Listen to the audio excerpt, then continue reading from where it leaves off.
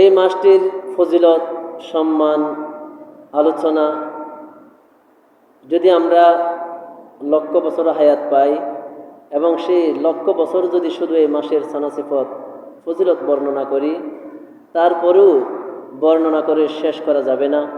আমাদের হায়াত শেষ হয়ে যাবে, আমাদের নিঃশ্বাস শেষ হয়ে যাবে, আমাদের সময় ফুরিয়ে যাবে। কিন্তু এই মাসের যতটুকু ইজ্জত সম্মান আল্লাহ পাক রব্বুল আলামিন দিয়েছেন, ততটুকু ইজ্জত সম্মান বলে আমাদের শেষ করা আমাদের পক্ষে সম্ভব হবে না। বলুন সুবহানাল্লাহ।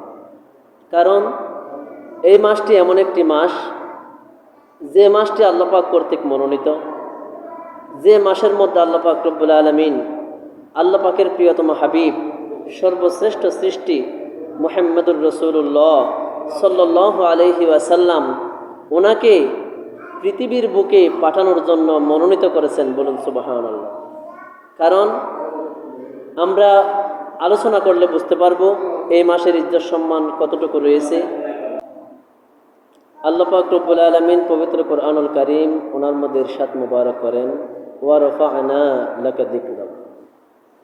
ইয়া রাসূলুল্লাহ, ইয়া হাবিবাল্লাহ সাল্লাল্লাহু আলাইহি ওয়াসাল্লাম, আমি আপনার শানকে, আপনার মানকে, আপনার ইজ্জতকে, আপনার আলোচনাকে আমি বুলন্দ করেছি, বাড়িয়ে দিয়েছি, উঁচু করে দিয়েছি। বলুন সুবহানাল্লাহ। কতটুকু উঁচু করেছি?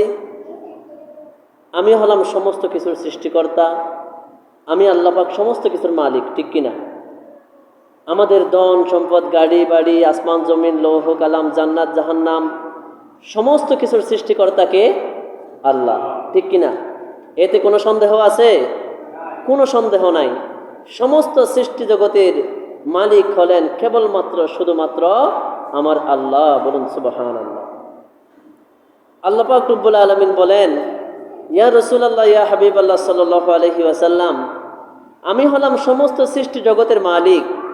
আমি আল্লাহ পাক রব্বুল আলামিন আপনি হাবিবের সম্মানকে এতটুকু বাড়িয়ে দিয়েছি, সরাসরি আমি আল্লাহ পাক ওনার নামের সাথে আপনার নামকে সংযুক্ত করে একটি কালিমা শরীফ তৈরি করে দিয়েছি। বলুন সুবহানাল্লাহ। কিয়ামত পর্যন্ত যে ব্যক্তি এই কালিমা শরীফ মুখে স্বীকার করবে, সে ইমানদার হয়ে যাবে, মুসলমান হয়ে যাবে। বলুন সুবহানাল্লাহ। এতটুকু সম্মান, এতটুকু ইজ্জত, এতটুকু ফজিলত আমি আপনি নবীজিকে দান করেছি। বলুন সুবহানাল্লাহ। কাজেই পবিত্র হাদিসে কুদসি শরীফ ওনার মধ্যে ইরশাদ মুবারক হয়েছে, কুনতু কানজান মাখফিয়া ফাআহবাবতু আন উরাফা ফাখলাকাতুল খালকা লিউরাফা। আল্লাহ পাক রব্বুল আলামিন ইরশাদ মুবারক করেন, আমি আল্লাহ পাক অদৃশ্য ছিলাম, গুপ্ত ভান্ডার ছিলাম। আমি আল্লাহ পাক, আমাকে কেউ চিনত না, জানতো না। আমি যে আল্লাহ পাক একজন আছি সেটা কেউ চিনত না, জানতো না। আমি গোপন ছিলাম, আমি অদৃশ্য ছিলাম, এখনো অদৃশ্য আছি। ফাআহবাবতু আন উরাফা, আমি আল্লাহ পাকের ইচ্ছে হলো, আমি আল্লাহ পাকের এরাদা হলো, আমি আমার সৃষ্টির মধ্যে প্রকাশিত হই। আমার সৃষ্টির মধ্যে আমি যে আল্লাহ একজন আছি, সৃষ্টিকর্তা যে একজন আছি, সেটার আমি প্রকাশ ঘটাই। বলুন সুবহানাল্লাহ। ফাখলাকাতুল খালকা লিউরাফা, আমি আল্লাহ প্রকাশিত হওয়ার জন্য আমি সমস্ত সৃষ্টিকে সৃষ্টি করলাম। বিশেষ করে আমার হাবিব হুজুর পাক সাল্লাল্লাহু আলাইহি ওয়াসাল্লাম, ওনাকে আমি সৃষ্টি করলাম। বলুন সুবহানাল্লাহ। কাজেই আমাদের নবীজি, উনি আল্লাহ পাক ওনার কতটুকু মনোনীত, কতটুকু মুহাব্বতের, সেটা আমরা আলোচনা করলেই বুঝতে পারবো। অন্য হাদিসে কুদসি শরীফ ওনার মধ্যে ইরশাদ মুবারক হয়েছে, আল্লাহ পাক বলেন, ইয়া হাবিবি আনা ওয়া আনতা। ইয়া রাসূলুল্লাহ, ইয়া হাবিবাল্লাহ সাল্লাল্লাহু আলাইহি ওয়াসাল্লাম, শুধু আমি আল্লাহ পাক এবং আপনি নবীজি, ওয়া মা সিওয়াকা, এছাড়া যত কিছু রয়েছে, খলাকতু লিআজলিকা, সমস্ত কিছু আমি সৃষ্টি করেছি শুধুমাত্র কেবলমাত্র আপনি নবীজির সন্তুষ্টির জন্য। বলুন সুবহানাল্লাহ। অর্থাৎ আল্লাহ পাক বলতেছেন, আমি আল্লাহ এবং আপনি নবীজি ছাড়া আমার সৃষ্টির মধ্যে যত কিছু রয়েছে, সমস্ত কিছুকে আমি সৃষ্টি করেছি শুধুমাত্র আপনি নবীজির সন্তুষ্টির জন্য। বলুন সুবহানাল্লাহ। এই কথা যখন নবীজিকে জানানো হলো, তখন নবীজি বলল, ইয়া রব্বি, হে আমার রব, হে আমার প্রতিপালক,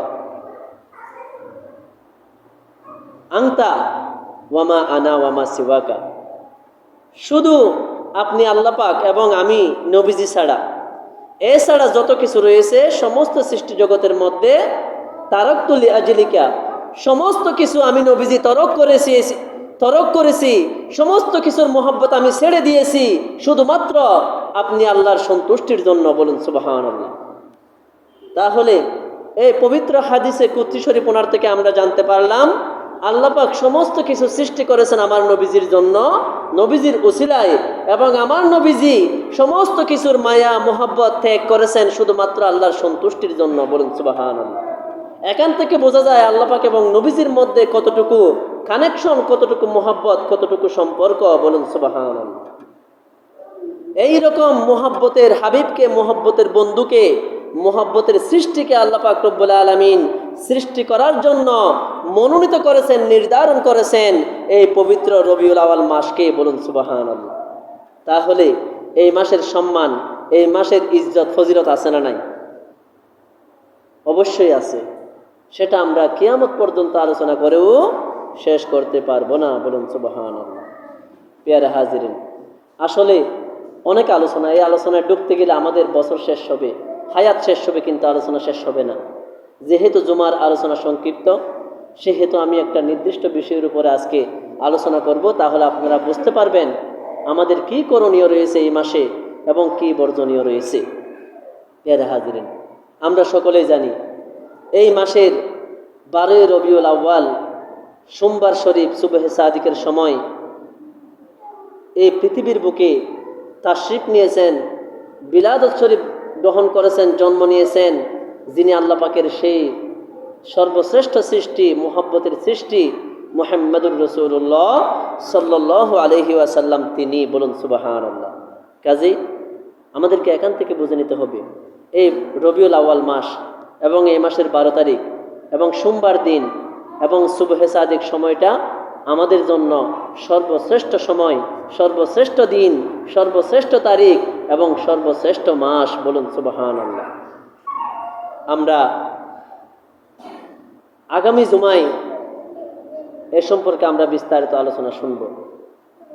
কিন্তু এই মাসের মধ্যে আমাদের কি করণীয় রয়েছে? এই মাস আসলে আমরা তো সব সময় নবীজির সানাসিফত করব, কিন্তু এই মাসে আরো বেশি বেশি আমরা নবীজির সানাসিফত করব। কিসের মাধ্যমে? আগামী 12 শরীফ আপনার ইয়ামুসাফ শনিবার 12 রবিউল আউয়াল শরীফ, এটা আপনারা উদযাপন করবেন, টাকা খরচ করবেন, আপনারা মসজিদকে সাজাবেন।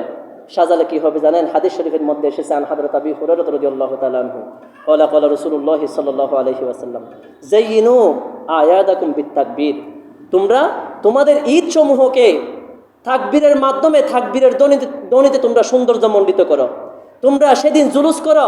এটা নবীজি শিক্ষা দিচ্ছেন। আবু হুরায়রা রাদিয়াল্লাহু তাআলা আনহু থেকে বর্ণিত, তোমরা তাকবীর দিতে দিতে নারে রিসালাত ইয়া রাসূলুল্লাহ সাল্লাল্লাহু আলাইহি ওয়াসাল্লাম বলতে বলতে তোমরা সৌন্দর্য মণ্ডিত করো, লাইটিং করো। এটা সরাসরি হাদিস শরীফের আমল। বলুন সুবহানাল্লাহ। এটা করবেন। এই খরচ যদি আমরা করি মিলাদুন নবী সম্পর্কে, আন হযরত আবু বকর সিদ্দিক রাদিয়াল্লাহু তাআলা আনহু ক্বালা মান আনফাকা দিরহামান আলা কিরাআতি মাউলিদিন নবী সাল্লাল্লাহু আলাইহি ওয়াসাল্লাম কানা রফিকি ফিল জান্নাহ। হযরত আবু বকর সিদ্দিক, আমি সংক্ষেপে বলতেছি, একটু শুনবেন। হযরত আবু বকর সিদ্দিক রাদিয়াল্লাহু তাআলা আনহু বলেন, যে ব্যক্তি মিলাদুন নবী উপলক্ষে 1 দিরহাম খরচ করবে, ব্যয় করবে, লাইটিং এর ব্যবস্থা করবে, খাবার দাবারের তাবারুকের ব্যবস্থা করবে, জুলুসের মধ্যে অংশগ্রহণ করবে, টাকা পয়সা খরচ করে, কানা রফিকি ফিল জান্নাহ, সে জান্নাতের মধ্যে আমি আবু বকর সিদ্দিক রাদিয়াল্লাহু তাআলা আনহুর বন্ধু হিসেবে থাকবে। বলুন সুবহানাল্লাহ। তাহলে সে নিশ্চিত জান্নাতি।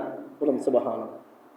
এরপরে দিন ইসলামের দ্বিতীয় খলিফা হযরত উমর রাদিয়াল্লাহু তাআলা আনহু বলেন, মান আযযামা মাউলিদিন নবী সাল্লাল্লাহু আলাইহি ওয়াসাল্লাম, মান আযযামা মাউলিদিন নবী সাল্লাল্লাহু আলাইহি ওয়াসাল্লাম ফাকাদ আহইয়াল ইসলাম, যে ব্যক্তি এই মিলাদুন নবীকে বিশেষ মর্যাদা দিল, সম্মান করলো, ইজ্জত দিল, এই মিলাদুন নবীর সম্মানের সহিত উদযাপন করলো, সে যেন এই ভেঙে যাওয়া দিন ইসলামকে পুনরায় জীবিত করলো। বলুন সুবহানাল্লাহ। আজকে আমাদের দিন ইসলাম প্রায় ডুবন্ত অবস্থায়, অন্ধকারের মধ্যে নিমজ্জিত হয়ে গেছে, ডুবে গেছে। যেদিকে তাকায় হাহাকার, অন্ধকার। আমাদের ইসলাম আমরা সঠিকভাবে পালন করতে পারি না। ইসলাম আমাদের ব্যক্তিগত জীবন থেকে, পারিবারিক জীবন থেকে, সামাজিক জীবন থেকে, রাষ্ট্রীয় জীবন থেকে হারিয়ে গেছে। এই হারিয়ে যাওয়া ইসলাম পুনরায় যদি আমরা জীবিত করতে চাই, পুনরায় যদি আমরা ইসলামের ঝান্ডা, ইসলামের পতাকা যদি সারা পৃথিবীর মধ্যে যদি আমরা উড়াতে চাই, তাহলে এই নবীজির মিলাদুন নবীর উপলক্ষে আমাদেরকে খরচ করার কোনো বিকল্প নাই। বলুন সুবহানাল্লাহ। এরপরে দিন ইসলামের যিনি তৃতীয় খলিফা হযরত উসমান রাদিয়াল্লাহু তাআলা আনহু কি বলেন দেখেন। উনি বলেন, মান আনফাকা দিরহামান আলা কিরাআতি মাউলিদিন নবী সাল্লাল্লাহু আলাইহি ওয়াসাল্লাম ফাকাদ শাহিদা গজওয়াতা বাদরি ওয়া হুনাইন। যে ব্যক্তি এই মিলাদুন নবী উপলক্ষে এক দিরহাম খরচ করবে, ব্যয় করবে, সে যেন বদর এবং হুনাইন জিহাদের মধ্যে শরীক থাকলো। বলুন সুবহানাল্লাহ। কত বড় জিহাদ! যে জিহাদ সংগঠিত করে আমাদের মধ্যে নবীজি ইসলাম পৌঁছিয়ে দিয়েছেন। এই রকম জিহাদের মধ্যে অংশগ্রহণ করার ফজিলত আপনি লাভ করবেন। বলুন সুবহানাল্লাহ। এরপরে দিন ইসলামের যিনি চতুর্থ খলিফা হযরত আলী রাদিয়াল্লাহু তাআলা আনহু কি বলেন দেখেন। উনি বলেন, মান আযযামা মাউলিদান নবী সাল্লাল্লাহু আলাইহি ওয়াসাল্লাম ওয়া কানা সাবাবান লিকিরাআতিহি লা ইয়াখরুজু মিনাদ দুনিয়া ইল্লা বিল ঈমান ওয়া ইয়াদখুলুল জান্নাতা বিগাইরি হিসাব। হযরত আলী রাদিয়াল্লাহু তাআলা আনহু বলেন, যে ব্যক্তি মিলাদুন নবীকে বিশেষভাবে সম্মান দিবে, ইজ্জত করবে, এই মিলাদুন নবীকে যথাযথভাবে সম্মান করবে, টাকা পয়সা খরচ করে মিলাদুন নবী পালন করার জন্য সহজ করে দিবে, সুযোগ করে দিবে, কি হবে? ওয়া কানা সাবাবান লিকিরাআতিহি লা ইয়াখরুজু মিনাদ দুনিয়া ইল্লা বিল ঈমান। সে ব্যক্তি দুনিয়া থেকে ঈমান ছাড়া যাবে না, অর্থাৎ সে পরিপূর্ণ ঈমান নিয়ে দুনিয়া থেকে ইন্তেকাল করবেন। বলুন সুবহানাল্লাহ। ওয়া ইয়াদখুলুল জান্নাতা বিগাইরি হিসাব, এবং সে বিনা হিসেবে জান্নাতে প্রবেশ করবেন। বলুন সুবহানাল্লাহ। এইরকম চারজন প্রধান সাহাবী, প্রধান খলিফা থেকে মিলাদুন নবীর পক্ষে দলিল থাকার পরেও আজকে আমরা এক শ্রেণীর মানুষ বলি এই মিলাদুন নবী আবার কোত্থেকে আসলো? বলুন নাউযুবিল্লাহ। প্রিয় হাজিরিন, শুধু তাই নয়, হযরত আবু বকর সিদ্দিক রাদিয়াল্লাহু তাআলা আনহু প্রতি বছর রবিউল আউয়াল আসলে এই 12ই রবিউল আউয়াল উনি এমনভাবে উদযাপন করতেন, উনি 100টি উট উনি জবেহ করে মানুষকে খাদ্য খাওয়াতেন, তাবারুকের ব্যবস্থা করতেন, এবং উনি সবাইকে সদকা করে দিতেন। বলুন সুবহানাল্লাহ। কত বড় আমল! এবং আবু হুরায়রা রাদিয়াল্লাহু তাআলা আনহু, যিনি সবচেয়ে বেশি হাদিস শরীফ রিওয়ায়াত করেছেন, যিনি একজন বিশুদ্ধ রাবী, যার ব্যাপারে কারো কোনো সন্দেহ নাই, এই আবু হুরায়রা রাদিয়াল্লাহু তাআলা আনহু উনি বলেন, আমি প্রত্যেক বছর 12ই রবিউল আউয়াল শরীফ আসলে আমি 3 গাবলা গম আমি এই মিলাদুন নবী উপলক্ষে আমি মানুষকে হাদিয়া দিতাম। বলুন সুবহানাল্লাহ। আর কোনো দলিলের প্রয়োজন আছে? এরপরও আগামী জুমায় আপনারা আসবেন, আমরা আরও বিস্তারিত খুঁটিনাটি বিষয়ে আলোচনা করব। আল্লাহ পাক রব্বুল আলামিন আমাদের সবাইকে যতটুকু আলোচনা করেছি, বিশেষ করে এই রবিউল আউয়াল মাসের যথাযথ সম্মান, ইজ্জত রক্ষা করার তৌফিক দান করুন। সকলে বলুন আমিন। যারা 4 রাকাত সুন্নাত নামাজ পড়েন, 4 রাকাত সুন্নাত নামাজ পড়ে নেন। ওয়া আখিরু দাওয়ানা আলহামদুলিল্লাহি রাব্বিল আলামিন। আসসালামু আলাইকুম ওয়া রাহমাতুল্লাহি ওয়া বারাকাতুহু।